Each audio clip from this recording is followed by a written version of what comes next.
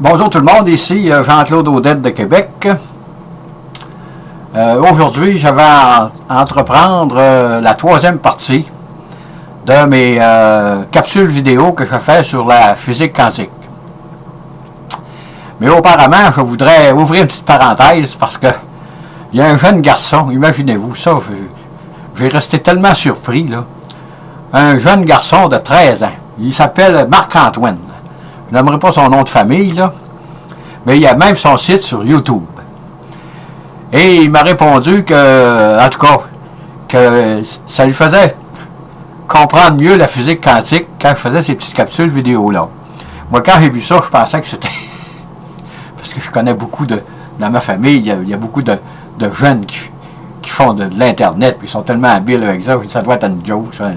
Mais non, le petit gars, il existe vraiment. Et il y a même son site sur YouTube. Et il avait mis un petit vidéo, là. Mais je suis retourné sur son site pour voir s'il était encore là, mais le petit vidéo est plus là. Je ne l'ai pas trouvé, de toute façon. Mais de toute façon, je me disais, j'ai dit peut-être que ce petit Marc-Antoine-là va faire des études avancées et peut-être que c'est un futur Niels Bohr. On ne dirait pas que c'est un futur Einstein, là. Mais peut-être un Niels Bohr ou un Schrödinger ou ces gens-là qui ont développé la physique quantique des années 30. Et Marc-Antoine, je te dis bonjour en passant si tu m'écoutes. Et là, on va parler un peu, la troisième capsule va traiter sur Niels Bohr. Niels Bohr, c'est un peu un des grands-pères de la physique quantique, là. C'est lui qui a formulé le premier modèle d'atome qui était cohérent. Mais je vais faire un petit retour en arrière. On sait que Rutherford, en 1909, en bombardant une feuille d'or, avait découvert que les particules alpha déviaient de temps en temps de la feuille d'or. Des fois, il y en a qui passaient à travers. Des fois, il y en a qui déviaient.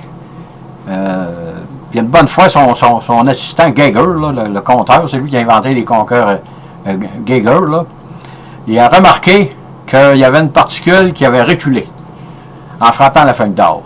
Fait que là, il a dit ça le lendemain matin à Rutherford, puis là, il était tout estomaqué de ça, ben quoi. Fait que là, ils ont réalisé que l'atome, c'était presque du vide. C'est là que Rutherford a réalisé que l'atome était composé essentiellement de vide. Et que, même si l'or est un matériel très dense, les particules passent à travers de ça, c'est comme si rien n'était, parce que l'atome, ce n'est que du vide. Et on va revenir à Niels Bohr. Ça avait été trouvé en 1909. Et Niels Bohr, c'est un Danois, ça. C'est un physicien qui était diplômé de l'université de Copenhague.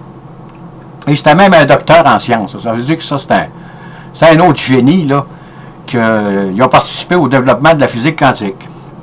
Il est né en 1895 et il est mort en 1962. Il avait 77 ans. Et il y avait une bourse au Danemark. Là, il avait reçu une bourse et il est allé étudier en Angleterre. C'est-à-dire qu'il s'est rendu en Angleterre en 1911 pour poursuivre ses recherches là, dans le domaine de la physique parce que c'était un physicien. Il a travaillé avec Joseph Thomson, que lui était le découvreur de l'électron, là, de 1856 à 1940. Il est mort à 84 ans, mais il ne s'entendait pas bien avec. Là, ça ne marchait pas. Fait qu'il a rencontré Rutherford en 1912. Rutherford, il était né en 71, il est mort en 37, il avait 66 ans. Et la chimie communiquait très très bien entre les deux. C'était deux sportifs, c'était deux physiciens extrêmement religieux. Donc, ils s'entendaient très très bien. Et comme Rutherford avait trouvé que l'atome n'était que du vide, et que Niels Bohr avait très bien saisi les études de Planck et d'Einstein sur l'énergie qui s'émettait de façon discontinue quand on émet des rayons électromagnétiques. Et autrement dit, ça c'est difficile à saisir dans notre monde, là, mais ça se fait dans les autres capsules, j'en ai parlé un peu, là, en donnant des exemples qui sont boiteuses, là. mais ça peut nous faire comprendre comment ça marche un peu. Et j'ai pensé à une autre petite anecdote. Si vous faites bouillir de l'eau, par exemple, et mettons que l'eau est à 100 degrés centigrades, et vous voulez 100 degrés Fahrenheit, mettons, et vous voulez la rendre à 212 pour la faire bouillir. Qu'est-ce qui va se passer? Ça va monter graduellement. 100, 101, ça va monter tout le temps graduel. Il y a pas... Tandis qu'en physique quantique, ça fait des sauts brusques. Autrement dit, si votre eau est à 100 degrés Fahrenheit, automatiquement, elle peut passer à 212. Mais dans notre monde, ça, les lois de notre thermodynamique, ça, c'est impensable. Ça peut pas exister comme ça. Mais Bohr avait saisi, très bien saisi, le corps noir de Planck avec la constance H, F multiplié par la fréquence des rayons électromagnétiques, et Albert avec ses photons en 1905 qui a expliqué l'effet photoélectrique. Ça, il avait très bien saisi ça. Et vu que c'était les gens étaient plus religieux probablement qu'aujourd'hui. Et quand ils regardaient le système planétaire, ils voyaient que la Terre tournait autour du Soleil. Ils en ont déduit que ils ne parlaient pas de Dieu dans ces affaires-là, là, mais ils en ont déduit que l'être suprême, là, probablement que dans la matière, dans l'atome, ça marchait un peu comme ça. Et Bohr a commencé à expliquer son modèle d'atome, là, un peu sur ce qui se passe dans le système solaire. Mettons, le noyau, c'est le Soleil. La Terre, c'est un électron qui se promène autour du Soleil, là, et ça ressemble à ça. Et Bohr va quantifier la quantité de mouvement. Ça, on voit ça dans la physique normale, là, dans notre physique à nous autres, là, que la quantité de mouvement est mVr. M, c'est la masse, V, la vitesse, et R, le rayon. À ce moment-là, il était capable de calculer le rayon de l'atome, là, puis toutes ces choses-là. Là, le rayon de l'électron, la grosseur du noyau, la grosseur de l'électron, et les distances qui les séparaient. Et il commence à s'apercevoir qu'avec les quantas d'Albert et de Max Planck, que ça prenait d'autres lois pour expliquer la physique quantique, qu'est-ce qui se passait à l'intérieur de l'atome. Mais il ne savait pas quoi. Et Bohr déduit, suivant les travaux de Planck-Einstein, que quand un électron passe d'une orbite à une autre, il fait ça suivant le facteur F, toujours la constante de Planck, sur 2π. Et dépendant du nombre où le noyau, où l'électron se trouve sur le noyau, dépendant du cercle où il évolue, ça c'est des nombres entiers. Le premier cercle c'est n, le deuxième c'est 2. Il avait trouvé empiriquement que le nombre d'électrons était à 2n2. Bon, il avait trouvé ça, là, que c'était 2n2. Mais il ne comprenait pas comment ça se fait que l'électron ne s'écrasait pas sur le noyau parce que c'est une charge négative et le noyau c'est une charge positive. Ça, il n'était pas à saisir ça, là, à ce moment-là, là, qu'il ne comprenait pas. Bon. Mais de toute façon, Bohr s'en venait avec son modèle, là. Et autre formule trouvée empiriquement par Bohr. C'était brillant, là. Imaginez-vous. C'était des génies, ces gars-là. Faut les cataloguer comme ça, là, dans les années 20, dans les années 1902 à 1930, là, il y a eu plusieurs génies, peut-être je dirais peut-être une quinzaine. Là. Ça n'a jamais arrivé dans l'histoire, ça, autant de génies d'un coup sec de même, là, mais si vous voulez, ça s'est produit à ces années-là. Et avec sa formule, là, 2n2, il avait trouvé que l'orbite, pour la première orbite, il y avait 2 électrons. La deuxième orbite, il y en avait 8, ça on a appris ça à la petite école, là. Et la troisième, il y en avait 18. Si vous voulez, 3 multiplié N2, 3 multiplié par 3 fait 9, multiplié par 2 fait 18 électrons. Et c'est là que Niels Bohr va émettre 2 postulats. Un atome ne peut exister, un électron ne peut exister dans plusieurs orbites, et ceci sans émission de radiation L égale mVr, ou égale NH sur 2π. toujours la constante de Planck. Ça veut dire que quand il a trouvé sa place autour de l'atome, là, à ce moment-là, il reste là, il n'y a pas d'émission d'énergie. Il tourne, puis il n'y a rien qui se passe. Et son deuxième postulat, c'est qu'une soudaine transition de l'électron entre deux états stationnaires produira une émission ou une absorption de radiation électromagnétique suivant la relation de Planck-Einstein E égale HF. Voyez-vous, là, toujours la constante de Planck qui revient. C'est pour ça que cette constance-là est vraiment, vraiment importante là, pour tout l'avenir de la physique quantique.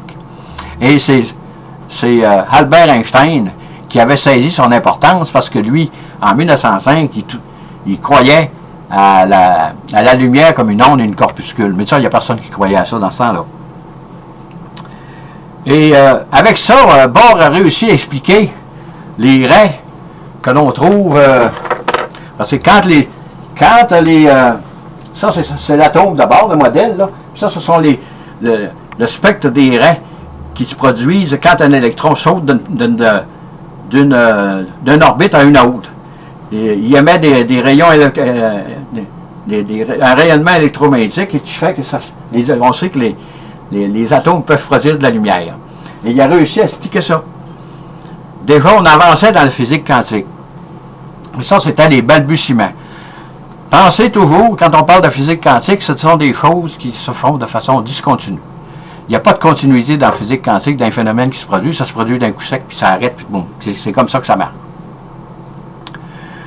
Et là, on avançait, mais Bohr disait souvent, quand il faisait ses recherches en Angleterre ou au Danemark, quand il revenait au Danemark, il disait, on va aller voir les Allemands, qu'est-ce qu'ils pensent de ça. Parce que dans ce temps-là, les Allemands, c'était quand on pense à Planck et Einstein, Einstein, c'est un citoyen d'origine allemande. Dans ce temps-là, les Allemands étaient beaucoup plus avancés que les autres au sujet de la physique quantique. Et là, il y a d'autres traits. Quand on raffine les instruments, là, il y a d'autres traits, d'autres spectres qui apparaissent. Puis là, bon, t'es pas capable d'expliquer ça, là. Avec son atome, là, ça ne marcherait pas. C'est Arnold Sommerfeld. Ça, c'est un professeur de l'université de Munich. Lui, il est né en 1868, il est mort en 1951. Qui vient à la rescousse. Toujours, encore dans ce temps-là, il fait analogie avec les systèmes planétaires. Kepler avait trouvé que les orbites autour du Soleil n'étaient pas circulaires. Bon, ces orbites étaient circulaires. Fait que Sommerfeld est arrivé avec des orbites autour du noyau qui sont... Il y en a qui ne sont pas circulaires, qui sont elliptiques. Et toujours quantifiés par la relation H sur 2π. C'est là qu'il a préposé qu'un autre nombre quantique devait être ajouté, K, en l'honneur de Kepler. C'est l'astronome, ça fait plusieurs centaines d'années qui avait découvert ça. Et c'est là que Sommerfeld ajoute un autre nombre quantique, K. Sommerfeld est ici. Voyez-vous, les ellipses ne sont pas, je ne sais pas si on voit comme faux, là. Ils ne sont pas circulaires, comme Bohr le pensait, mais il y en a qui sont elliptiques. Ils tournent autour de façon elliptique. Et on découvre que ça avait été découvert, ça, par un dénommé Zeeman, là. C'est sûr que c'est des choses abstraites, là, mais je vais essayer d'être concret pour essayer de faire comprendre ça, parce que c'est très, très abstrait. Il y avait encore d'autres traits dans le spectre électromagnétique là, qui apparaissaient et qu'on ne pouvait expliquer. Encore une fois, Arnold Sommerfeld vient à la rescousse. Lui, qu'est-ce qu'il dit? C'est qu'il dit que ça tournait dans un plan. Mais là, il dit que ça dépend de l'orientation de l'orbite. Autrement dit, c'est plus dans un plan, là. Ça tourne autour du noyau, mais un peu comme une map monde, là. Un peu comme une sphère. Ça veut dire que chaque électron, il a sa place, là, mais il tourne différemment. Il dit que ça prend un autre nombre quantique que je vais appeler M. Et là, tout le monde se dit, ben là, ça devrait, il me semble que ça va marcher, mais non. Ça ne marcherait pas encore. Les trois nombres quantiques qui avaient été trouvés, là, avec le modèle de bord, il y avait encore des choses qui se produisaient qui ne marchaient pas. C'est le phénomène anormal qui donnait des raies encore inexpliqués. Comment ça se fait que l'atome va émettre des raies dans cette section-là et qu'on ne peut pas les expliquer? C'est un autre génie, Wolfgang Pauli, qui va expliquer ça. Lui, il a expliqué si par le spin de l'électron. Là, il a dit il faut que l'électron tourne sur lui-même, soit par en haut ou soit par en bas. Il y a deux façons de clockwise et counterclockwise. Dans le sens des aiguilles d'une horloge ou dans le sens contraire des aiguilles d'une horloge. Avec ce nombre quantique-là, c'est à une autre place que l'électron va.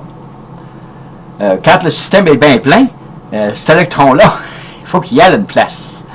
Fait que là, c'est Pauli qui a trouvé ça, le spin de l'électron. C'est ce qui fait que la matière est solide. Parce que entre deux noyaux pas des noyaux, mais deux cercles où les électrons tournent, l'électron avec spin 1,5 s'en va entre les deux pour remplir complètement l'espace. Ça veut dire que là, il y a des électrons qui tournent partout là-dedans, là, puis ça, c'est stable. Ça reste stable. C'est pour ça que ça ne s'écrase pas, autrement dit, parce que des électrons, ce sont des choses négatives, et dans le noyau, il y a des choses positives.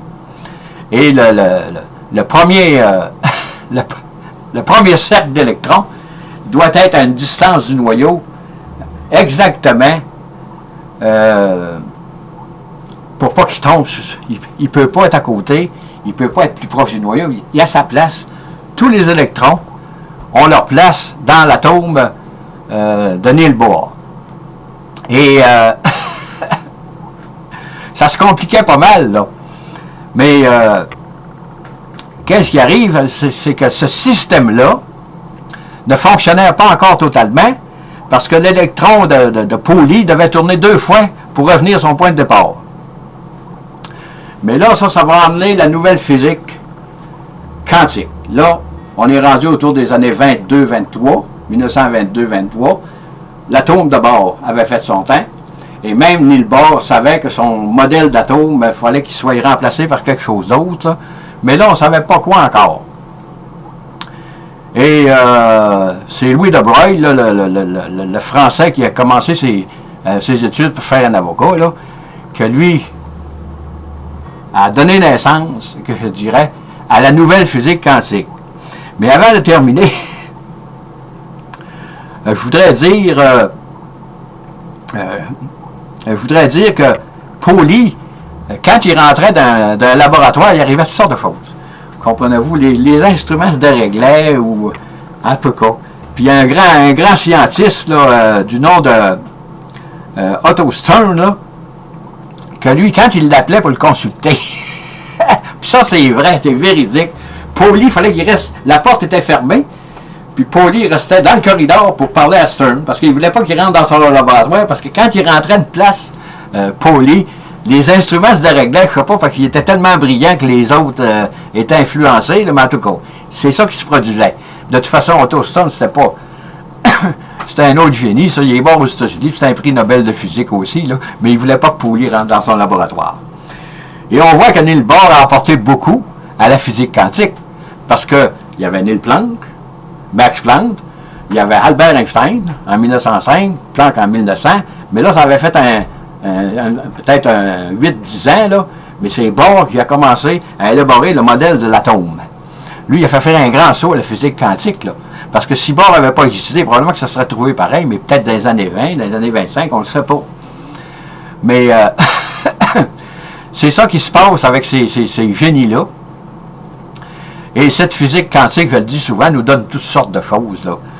Quand je vais avoir terminé, je vais faire qu'est-ce que cette physique-là nous réserve à l'avenir. Moi, probablement que je ne verrai pas ça, là, mais les petits jeunes, là, comme le petit Marc-Antoine, là, qui a 13 ans, là, vont voir des grandes choses qui vont se réaliser, là, que c'est impensable aujourd'hui. Et ce que Niels Bohr a apporté aussi avec son modèle atomique, c'est que la dernière couche de certains atomes n'est pas pleine. Il y a encore de la place pour d'autres électrons qui peuvent aller tournoyer dans ce noyau-là, et c'est ça qui donne la compréhension des réactions chimiques. Comment se fait que les atomes s'assemblent ensemble, c'est parce qu'il y a un vide à quelque part, puis ils se partagent des électrons, puis ça fait le NaCl, mettons, comme le sel, CH3, le carbone, toutes ces choses-là, là, ça c'est parce qu'il y a le dernier du fer, ou du sel et du chlore n'est pas complet, puis à ce moment-là, les atomes, autrement dit, les électrons partagent une couche puis là, ils sont reliés ensemble, parce que là, ils tournent, puis chacun, ils sont comme attachés ensemble par ça. Et on voit que, qu'est-ce que ça a amené, l'atome d'abord aussi, en terminant, ça a amené que Albert a pu émettre le principe du laser en 1916, et qu'il a pu parler du 5e état de la matière en 1923. Sur ça, je vous dis merci, bonne écoute et à la prochaine. Et j'espère que ça va être compris. J'ai fait de mon mieux. Là. Si c'est pas correct, ben que voulez-vous? Là, j'ai fait mon maximum. Là. Il y aurait peut-être lieu de l'améliorer. Vous allez l'écouter avant de le mettre sur YouTube. Là. Et je vous dis merci, bonjour et à la prochaine.